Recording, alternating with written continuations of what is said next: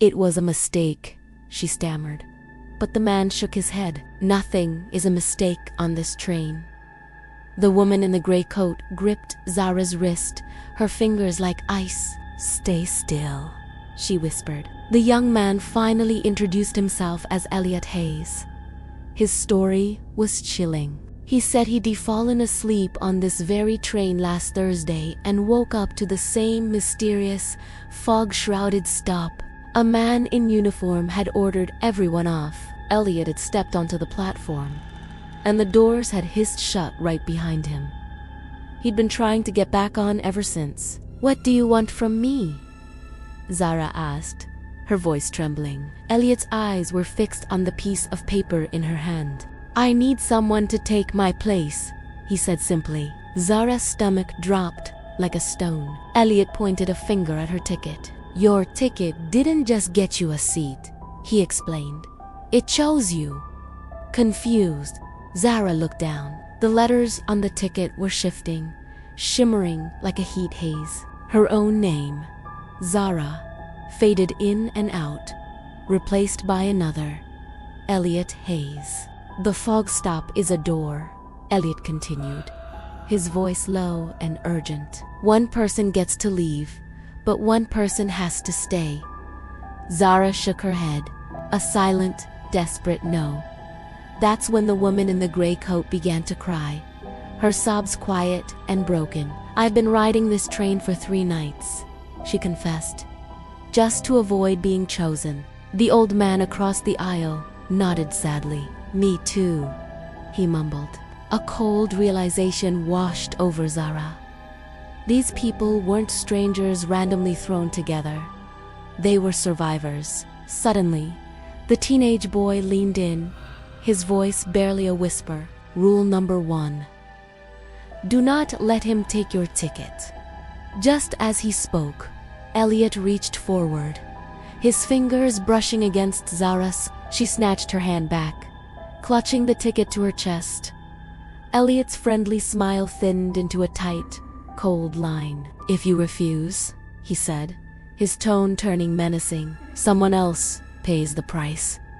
His gaze shifted, landing squarely on the teenage boy.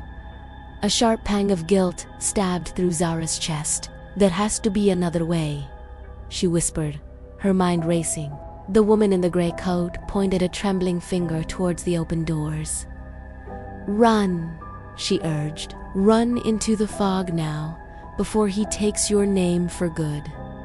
Zara stared out at the swirling, white emptiness. It was like looking into nothing. For a split second, she heard her mother's voice from the hospital, a memory that fueled her. Clutching her bag, she made a decision. Run. She bolted past Elliot, a blur of motion, and plunged headfirst into the fog. The cold was shocking, hitting her like a wall of icy water. It was so thick she couldn't even see her own hands in front of her face. She heard footsteps pounding on the gravel behind her, fast and angry. He was chasing her. Zara pushed herself harder, her lungs burning, the sharp stones on the ground tearing at her shoes. Then, she saw a faint, yellow glow in the distance, a beacon.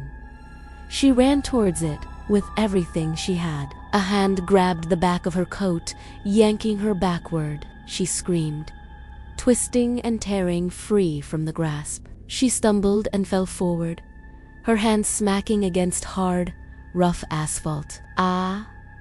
Road. She crawled onto it, gasping for air. She looked back. The fog stopped at the edge of the road, a perfectly straight wall of white. Elliot stood just inside it, watching her, his face a mask of fury. He couldn't cross. "Next time," he snarled, his voice muffled by the mist, "you won't make it." The train doors hissed shut, and the entire train began to roll back into the fog, vanishing completely as if it had never been there.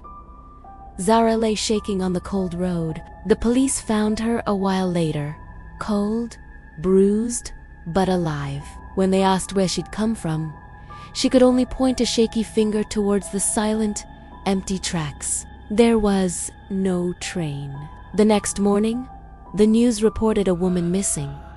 She was last seen wearing a gray coat. No CCTV footage, no witnesses, no name. A wave of sickness washed over Zara. The train had taken someone else after all. She kept the ticket, a constant, terrifying warning. She never traveled late at night again, but sometimes, long after midnight, her phone will buzz. An unknown number. The message is always the same. 3 simple words.